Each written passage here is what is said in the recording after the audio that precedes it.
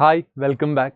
അപ്പം നീറ്റ് വഴി ലഭിക്കാവുന്ന മറ്റ് മെഡിക്കൽ അലൈഡ് കോഴ്സുകളിലേക്ക് വേണ്ട ആവശ്യമായ നിങ്ങളുടെ നീറ്റ് സ്കോർ എത്രയാണ് എന്ന് ഡിസ്കസ് ചെയ്യുന്നൊരു വീഡിയോ ആണ്. അപ്പോൾ എല്ലാവരും ചോദിച്ചിരുന്നു. നമുക്കറിയാം ഇപ്പം നീറ്റ് എന്ന് പറഞ്ഞാൽ MBBS വേണ്ടി മാത്രമുള്ളൊരു പരീക്ഷയല്ല.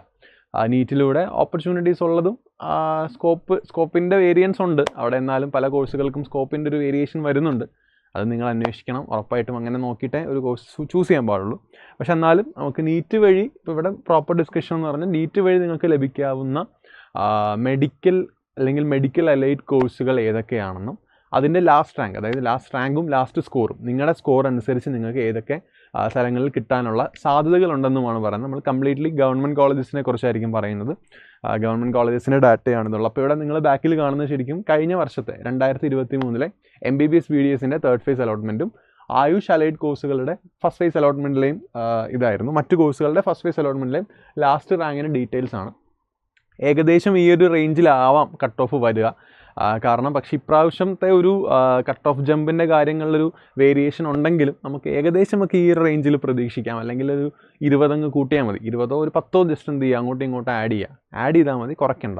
അപ്പോൾ അങ്ങനെ ജസ്റ്റ് ഒന്ന് അസ്യൂം ചെയ്യുക. പക്ഷേ ഇത് ഫസ്റ്റ് ഫേസ് അലോട്ട്മെൻ്റ് ആയതുകൊണ്ട് ഇതിലും കുറയാം. അപ്പോൾ നമുക്ക് വേണമെങ്കിൽ ഇത് ബാലൻസ് ആയി എന്ന് പറയാം. ഈ സ്കോർ വെച്ച് നോക്കിയിട്ട് നിങ്ങൾ ഒന്ന് നോക്കിയാൽ മതി. അപ്പോൾ ശരിക്കും പറഞ്ഞാൽ നമ്മുടെ നീറ്റിൻ്റെ, അതായത് നീറ്റ് വഴി കീം രജിസ്റ്റർ ചെയ്തതിന് ശേഷം കേരളത്തിൽ പഠിക്കാൻ പറ്റുന്ന കോളേജുകളെന്ന് പറഞ്ഞാൽ അല്ലെങ്കിൽ കോഴ്സുകളെന്ന് പറയുന്നത് ഒന്ന് ആയുർവേദമാണ്. ആയുർവേദിക് മെഡിസിനാണ് ശരിക്കും ഫസ്റ്റ് ഓഫ് ഓൾ നിങ്ങൾക്ക് പഠിക്കാൻ പറ്റുന്ന. ആയുർവേദം എന്ന് പറയുമ്പോൾ ഗവൺമെൻറ് കോളേജസും ഉണ്ട്, സെൽഫ് ഫിനാൻസിങ് കോളേജസും ഉണ്ട് ശരിക്കും കേരളത്തിൽ.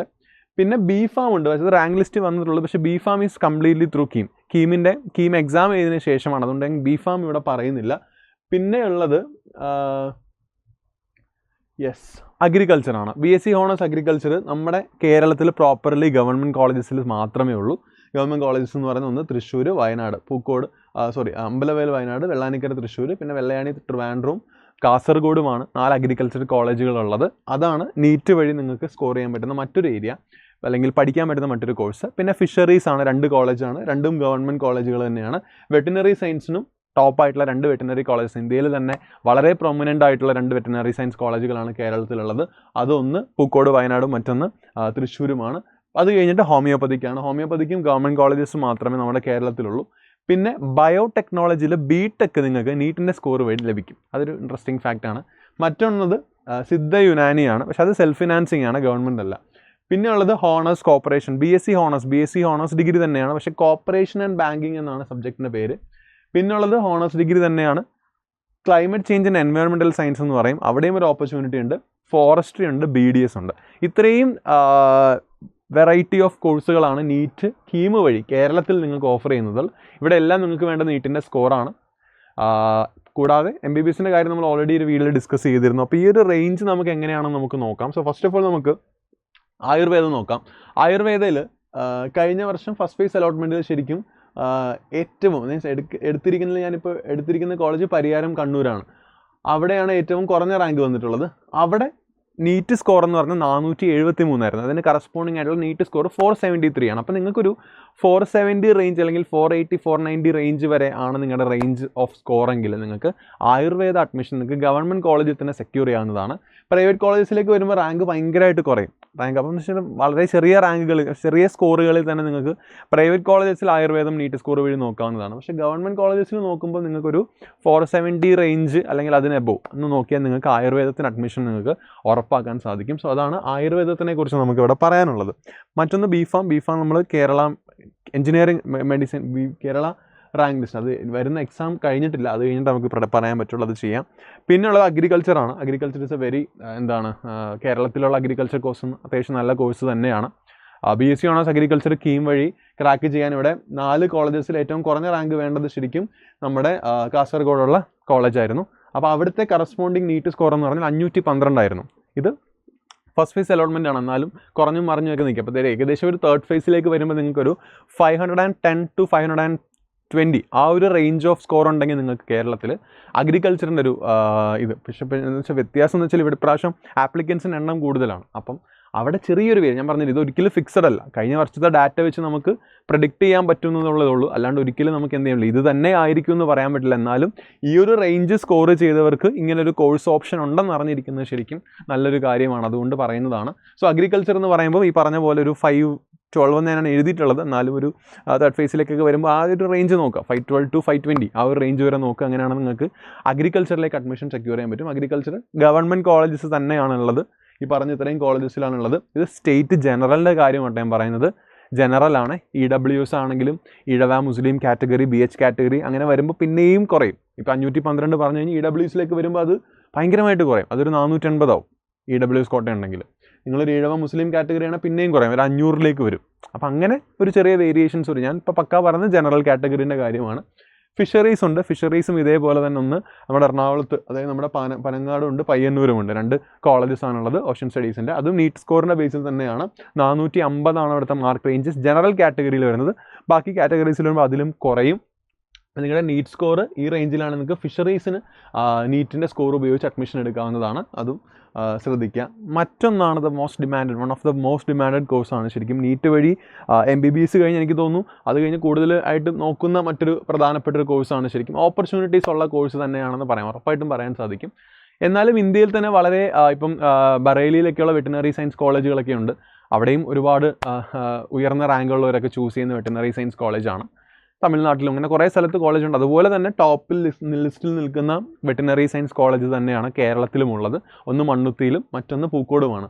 മണ്ണുത്തിയിലും പൂക്കോടുമാണ് ശരിക്കും 2 വെറ്റിനറി സയൻസ് കോളേജുകളുള്ളത്. അപ്പോൾ അവിടെ ഒന്ന് നമ്മുടെ college of veterinary and animal sciences Mannuthy തൃശ്ശൂരാണ്.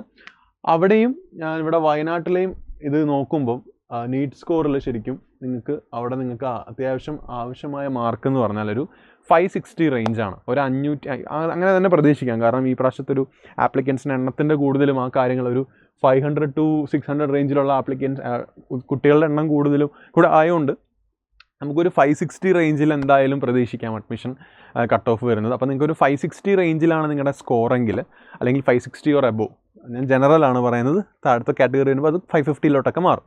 അപ്പോൾ ആ ഒരു റേഞ്ചിലാണ് നിങ്ങളുടെ സ്കോറിങ്, നിങ്ങൾക്ക് വെറ്റിനറി സയൻസിന് അഡ്മിഷൻ കിട്ടാനുള്ള സാധ്യതകൾ കൂടുതലാണ്.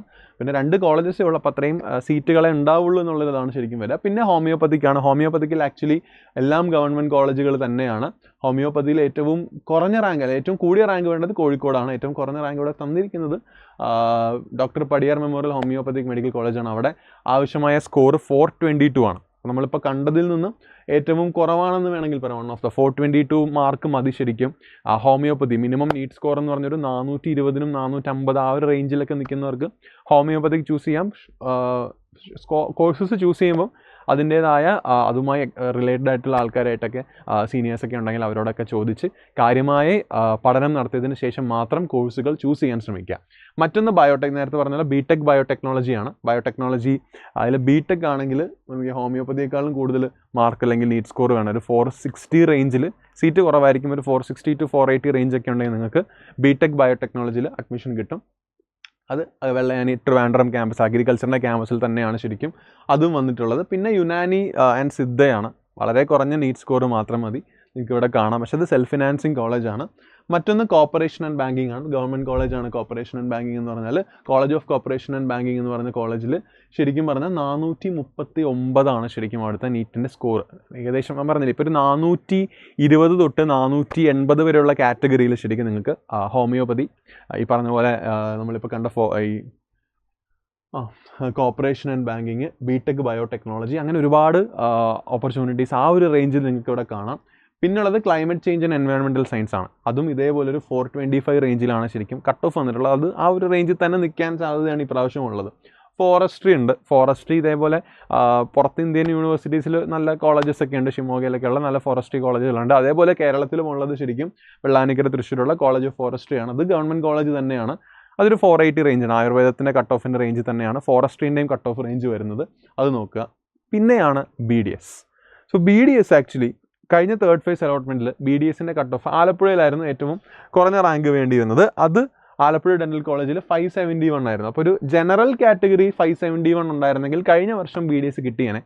പക്ഷേ അത് ഇപ്രാവശ്യം മാറും. ഇപ്രാവശ്യം ഉറപ്പായിട്ട് അതിലൊരു ചേഞ്ച് വരും. എന്നാലും വലിയൊരു ഡ്രാസ്റ്റിക് ചേഞ്ച് വരത്തില്ല. എന്നാലും ഒരു 570 ചിലപ്പോൾ ജനറൽ സ്റ്റേറ്റ് മെറിറ്റിലേക്ക് വരുമ്പോൾ ഒരു 580 ഒക്കെ ആവാം. ചിലപ്പോൾ തേർഡ് ഫേസ് അലോട്ട്മെൻറ്റിലേക്ക് വരുമ്പോൾ ഒരു 580 ഒക്കെ ആവാം. എന്നാലും ബാക്കി കാറ്റഗറീസിലേക്ക് വരുമ്പോൾ അത് പിന്നെയും കുറയും.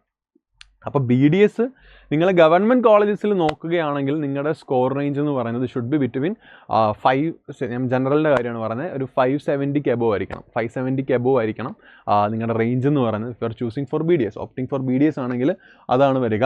BDSൽ ഏറ്റവും ഡിമാൻഡ് ആയിട്ടുള്ള കോളേജ് ഇവിടെ റാങ്ക് ലിസ്റ്റ് പ്രകാരം കാണുന്നത് ഗവൺമെൻറ് ഡെൻ്റൽ കോളേജ് കോഴിക്കോടാണ്. കോഴിക്കോട് കഴിഞ്ഞ പ്രാവശ്യം ജനറൽ കാറ്റഗറിയിൽ കട്ട് ഓഫ് ആയ സ്കോർ, നീറ്റിൻ്റെ മാർക്കാണ് ഞാൻ പറയുന്നത്, 594 ആയിരുന്നു. അപ്പം 594, 720 594 ഉണ്ടായിരുന്നെങ്കിൽ തേർഡ് ഫേസിൽ നിങ്ങൾക്ക് കോഴിക്കോട് കിട്ടിയേനെ. കോഴിക്കോടാണ് കുറച്ചുകൂടി ഡിമാൻഡഡ് ആയിട്ട് ഇതിൽ റാങ്ക് ലിസ്റ്റ് പ്രകാരം കാണുന്നത്. അപ്പോൾ അങ്ങനെയാണ്. ബാക്കി കാറ്റഗറീസിൽ വരുമ്പോൾ അത് താഴും. സ്റ്റിൽ ഒരു 580 എബോവ് അല്ലെങ്കിൽ ഒരു 570 എബോവ് മാർക്കാണ് നിങ്ങൾ BDSന് വെച്ച് നോക്കുമ്പോൾ കരുതേണ്ടത്. MBBSൻ്റെ കാര്യം നമ്മൾ ഓൾറെഡി പറഞ്ഞതാണ്. പക്ഷേ BDSന് ഒരുപാട് പ്രൈവറ്റ് കോളേജുകളുമുണ്ട്. പ്രൈവറ്റ് കോളേജിൽ ഏകദേശം നിങ്ങൾക്ക് ഒരു 300 200 സംതിങ് മാർക്കൊക്കെ മതിയാവും. റാങ്കിൻ്റെ റേഞ്ച് കണ്ടാൽ തന്നെ മനസ്സിലാകും. പ്രൈവറ്റ് കോളേജിലാണ് നിങ്ങൾ BDS പഠിക്കാൻ ഉദ്ദേശിച്ചത്, നിങ്ങൾക്ക് 300 സംതിങ് മാർക്കിനൊക്കെ ഇത് അടുത്തേ വരുന്നുള്ളൂ. പക്ഷേ ഗവൺമെൻറ് കോളേജസ് ആണെങ്കിൽ യു ഷുഡ് സ്കോർ മോർ, നിങ്ങളുടെ സ്കോർ കൂടുതലായിരിക്കണം. പിന്നെ MBBSൻ്റെ കാര്യം നമ്മൾ പറഞ്ഞിരുന്നു. MBBSന് ഗവൺമെൻറ് കോളേജസും ഉണ്ട്, സെൽഫ് ഫിനാൻസിങ് കോളേജുകളുമുണ്ട്. സെൽഫ് ഫിനാൻസിങ് കോളേജിലേക്ക് വരുമ്പോൾ കുറച്ചും കൂടെ റേഞ്ച് മാറുന്നുണ്ട്. അതിൽ തന്നെ സെൽഫ് ഫിനാൻസിങ് കോളേജസിൽ കട്ട് ഓഫ് കുറച്ചും കൂടെ ലാസ്റ്റ് റാങ്ക് കുറച്ചും കൂടെ ഗ്രേറ്റർ ആയിട്ടുള്ളത് അമല ഇൻസ്റ്റിറ്റ്യൂട്ട് ഓഫ് മെഡിക്കൽ സയൻസും, ബിലിവേഴ്സ് മെഡിക്കൽ കോളേജ് തിരുവല്ല, അതേപോലെ MES medical college Malappuram, jubilee mission medical college Thrissur, Malankara orthodox Syrian medical college, അങ്ങനെ കുറച്ച് കോളേജസിലാണ് കുറച്ചും കൂടെ, പുഷ്പഗിരി, അങ്ങനെ കുറച്ച് കോളേജസിലാണ് കുറച്ചും കൂടെ റാങ്ക് ഇത് വരുന്നത്, ഇൻഫ്ലേഷൻ വരുന്നത്. അപ്പോൾ ഇത്രയുമാണ് ശരിക്കും നിങ്ങൾ നീറ്റിൻ്റെ ബേസിൽ നോക്കേണ്ട കാര്യങ്ങൾ. നീറ്റിൻ്റെ ബേസിൽ ഇത്രയും കോഴ്സുകൾ നിങ്ങൾക്ക് ഓപ്പർച്യൂണിറ്റീസ് അവൈലബിൾ ആണ്. അപ്പോൾ നിങ്ങളുടെ തീരുമാനം should be final and proper. അതാണ് ഏറ്റവും കാര്യമായി ശ്രദ്ധിക്കേണ്ട ഒരു കാര്യം. തീരുമാനം should be final and proper. അപ്പം പ്രോപ്പറായിട്ട് നിങ്ങളുടെ എന്താണ് നിങ്ങൾക്ക് താല്പര്യമുള്ള ആ ഒരു കോഴ്സിലേക്കോ അല്ലെങ്കിൽ നിങ്ങളുടെ ഫ്യൂച്ചർ പ്ലാൻസിലേക്കോ എന്ത് ചെയ്യുക, മാക്സിമം ചൂസ് ചെയ്യാൻ ശ്രമിക്കുക. This is A data. ഇത് ജസ്റ്റ് ഒരു ഡാറ്റ മാത്രമാണ്. നമ്മുടെ സൈറ്റിൽ നിങ്ങൾക്ക് അവൈലബിൾ ആയിട്ടുള്ള ഡാറ്റ നിങ്ങൾക്ക് തന്നെ ക്രോസ് ചെക്ക് ചെയ്യാവുന്ന ഡാറ്റാസാണ്. കീം കാൻഡിഡേറ്റ് പോർട്ടൽ 2023 കഴിഞ്ഞ വർഷത്തെ റാങ്ക് ലിസ്റ്റിൻ്റെ കാര്യങ്ങളൊക്കെ കൊടുത്തിട്ടുണ്ട്. അപ്പോൾ നിങ്ങൾക്ക് അത് വെച്ചിട്ട് ക്രോസ് വെരിഫൈ ചെയ്യാം. അതനുസരിച്ച് കോഴ്സിൻ്റെ ഓപ്പർച്യൂണിറ്റീസ് കണ്ടുപിടിക്കാം. അങ്ങനെ നിങ്ങൾക്ക് ചൂസ് ചെയ്യാവുന്നതാണ്. അപ്പോൾ ഈ ഒരു സമയം അതിനു വേണ്ടി വിനിയോഗിക്കാൻ ശ്രമിക്കുക. So take good plans. Thank you so much. See you soon.